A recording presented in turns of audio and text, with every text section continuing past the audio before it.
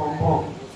আর যেখানে আজকে যেটা স্থানীয় সামান্য ওয়াকফ সম্বন্ধে বলতে চেয়েছি যে কিছু ওয়াকফ বা দেবস্বর যেটাকে আমরা বলে থাকি সেটা আমাদের এখানে রয়েছে, অনেকগুলো জায়গায় রয়েছে এবং এই ওয়াকফ সম্পত্তি নিয়ে অনেকগুলো ব্যাপার হচ্ছে, কখনো এটা কখনো সেটা নানা রকম শোনা যাচ্ছে। আমি দু চারটে কথা ওয়াকফ নিয়ে জানাতে চাইছি আপনাদের। ওয়াকফ হচ্ছে যে আমরা প্রথমে জানতে চাইবো যে ওয়াকফ করতে গেলে আমাদের কি করতে হয়, কি করে আমরা ওয়াকফ করবো। আমি যদি আজকে মনে করি যে আমি ওয়াকফ করবো তাহলে কি করতে পারি, কি করে আমি ওয়াকফ করবো, এটা একটা প্রশ্ন থাকে। ওয়াকফ করতে গেলে প্রথম সম্পত্তিকে এটা পারচেজ করতে হয়, নিজস্ব একটা পারচেজ করা।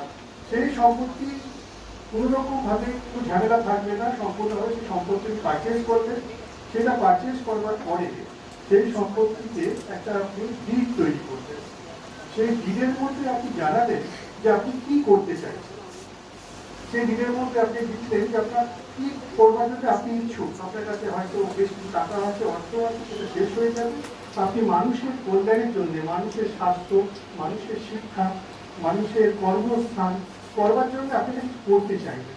কে করবে, কে দেখবে, কাকে নিয়ে যাবে, ছেলে মেয়ে, তারপরে কি সবটা হবে না। আমি চাই আমার দৃঢ় বিশ্বাস আমি এমন কাজ করে দিয়ে যাবো যেটা মানুষের স্বার্থে, মানুষের জন্য কাজ করবে আগামী দিন, সেটা অটোমেটিকলি চলবে। আর সেটা দেখাশোনা কে করবে, সরকার দেখাশোনা করবে।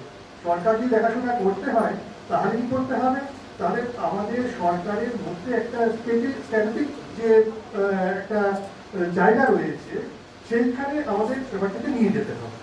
তার জন্য একটা ওয়াকফের মিনিস্টার রয়েছে, তার জন্য গভর্নমেন্টের একটা পাদানি, একটা পায়া হিসেবে সেটাকে দাঁড় করিয়ে দিতে হবে। ঠিক সেইভাবে দাঁড় করানো আছে।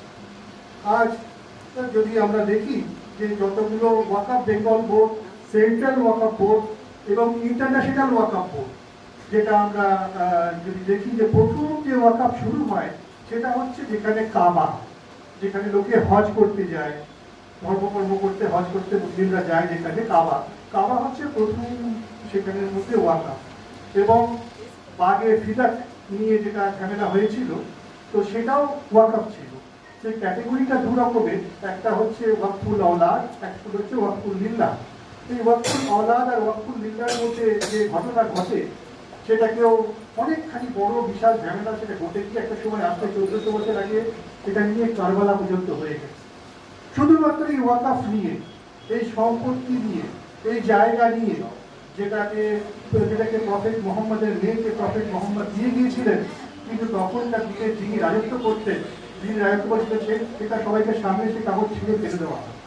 যেটা প্রফেট মোহাম্মদের কথা মানা হয় না, যে কি হয়েছিল না হয়েছিল মারো গুলি। আজকে যেটা আমরা বলছি সেটাই ঠিক, আমরা যে একটা সিটে বসে রয়েছি সেটাই ঠিক।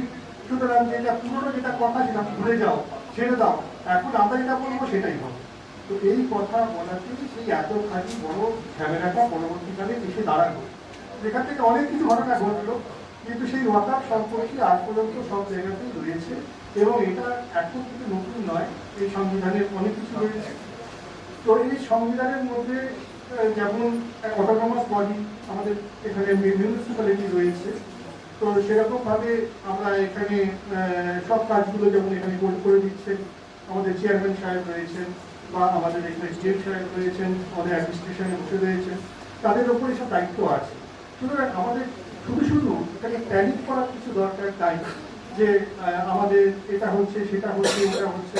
আমাদের যথেষ্ট মাথার উপরে যারা রয়েছেন অ্যাডমিনিস্ট্রেশনের লোক, তাদেরকে যে কোনো রকম অসুবিধা হলে আমরা যদি জানাতে পারি, সেই কাজটাকে আমরা সুন্দর করে করতে পারি। অ্যাডমিনিস্ট্রেশনের তারা নিজে নিজে মাতব্বরগিরি করে একটা ঝামেলা পাঠিয়ে দেওয়া, এটা আমাদের এখানে নেই। কারণ হচ্ছে এখানে সবাই এত বেশি শিক্ষিত, এত বেশি মর্যাদাপূর্ণ লোক রয়েছে যারা আপনারা ভাবতে পারেন, যার ফলে হচ্ছে না এখানে কোনো কিছু ঝামেলা।